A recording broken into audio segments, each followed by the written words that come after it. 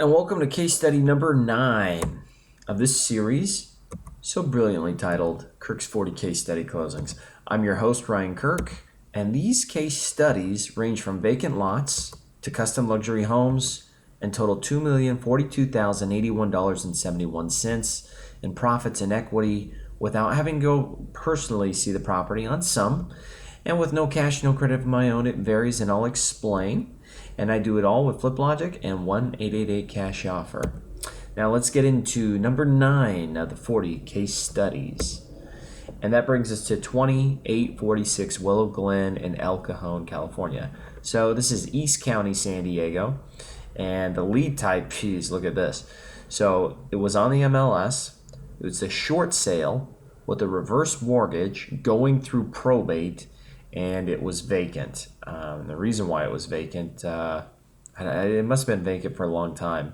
It's definitely a heavy rehab. Had a couple beehives in it with killer bees, and this lead came to us through an agent that we know. So again, when you're out there in the marketplace, if you're looking at properties that are listed and you're making offers, you'll end up connecting with some of those listing agents, or maybe you have buyer's agents writing you offers in some cases, and you're going to connect with agents that way as well, and they're going to end up start bringing you deals, and this is one. Or the way you can duplicate this is if you were to run an instant lead search in Flip Logic under the seller leads and run a lead for sale by agent, you would have found this lead on there as well if you would have searched the El Cajon area. So motivation, the seller just wanted to get rid of it. The ARV on this came out to $925. The repairs, we pegged the repairs on this at $35 a square foot, and that was probably a little low. That's that may end up being higher if you're following us through these case studies. When you start hitting the $1 million mark and above, for heavy rehabs, even if they're just cosmetic, it can sometimes get up into the, rule of thumb, heavy rehabs, $40 a square foot in higher ARV markets. And that can sometimes go up as high as, maybe $60 a foot when you start getting into really high-end finishes. So $35 a square foot, it may have been a little low, but the purchase price was still a great purchase price for them. So let's talk about it. Purchase price, we got it at $532.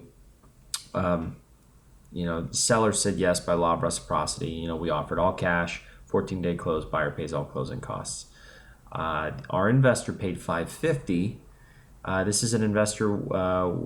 This is an investor we've had on our list.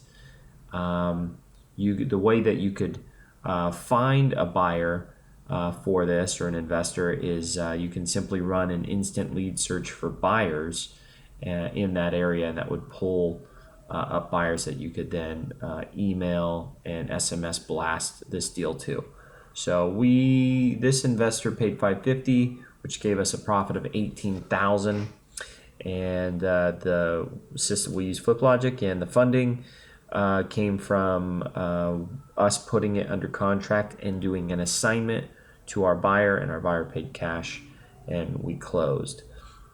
Now let's talk about, since this was a short sale, we actually closed this by adding our buyer on as a co-buyer, just like you'd add a co-borrower onto a loan application. We added them on as a co-buyer to our purchase and sale agreement by an addendum, and then we closed on title together as tenants in common.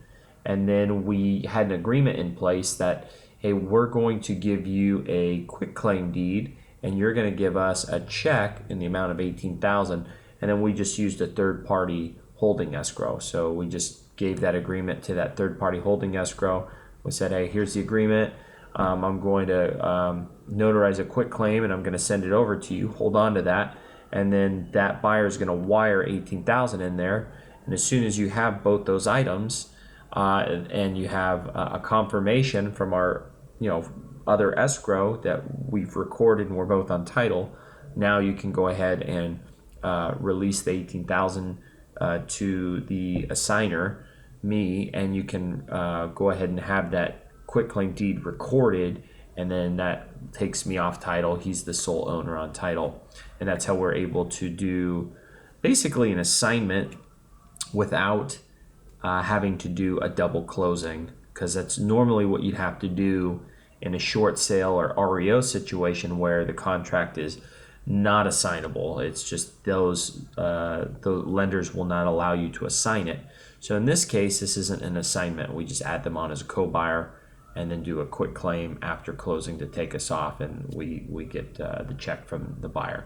So a great way to do it, because it still kept it one closing, and it really reduced closing costs and having to get 2 title insurance policies and having to pay county and city transfer taxes and having to pay maybe a lender if we're going to use short-term transactional funding. So it's a great workaround for short sales and REOs, or even stubborn sellers who won't let you do an assignment, which is you just add on your investor as a co-buyer. So cool workaround. As far as our deposit goes, again, a workaround for that to where you can truly have no money out of pocket, not even a short-term deposit that you always get back anyway, is, bump up your 3 business days. That's boilerplated on most purchase agreements. Bump that up to 5 business days. That'll give you a whole week to market the deal, to get an investor on board and signing an agreement with you.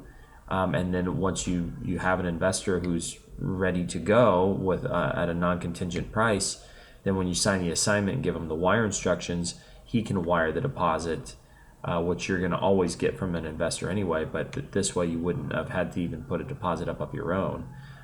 If you don't get an investor within that time frame, obviously you need to put up a deposit, or if you don't, the deal's going to get canceled. So that's how you can truly work the deal with no cash at all, 0, by extending that days of when your deposit needs to be due, or just get an investor interested within those 3 business days if you're going to keep it customary that way. And then the other deal with this was I didn't have to go see it. I did have my partner who I was working this with, Walter. He went and he walked it, which is always helpful when you have somebody on your team go and look at the property or go walk it. But it's not necessary, especially when it's vacant, because you can get your investors in there, and you or someone from your team really doesn't have to be there to kind of keep the arm's length distance between your investor and the seller from talking. So vacant properties, it makes it easier. You don't have to actually go see the property personally. If there is a seller, an owner occupant in the property, then you need to have somebody go to the home or to the property, especially when your investor is there, just to keep them from discussing terms. You really just want your investor to go there with their GC, their general contractor, and just do the inspection and come up with their costs, so they can give you a non-contingent price. So that's why they need to go. So if there is an owner occupant there, then you do need to just make sure that you keep the arm's length between those two. So it would be best if you or somebody on your team would attend that inspection. All right. I hope that was good for you. Statistically, only 10% of YouTube videos are watched until the end. So if you're in that 10%, you're a hustler, persistent, determined to succeed, and I wish you much success. So thanks for watching, and I look forward to working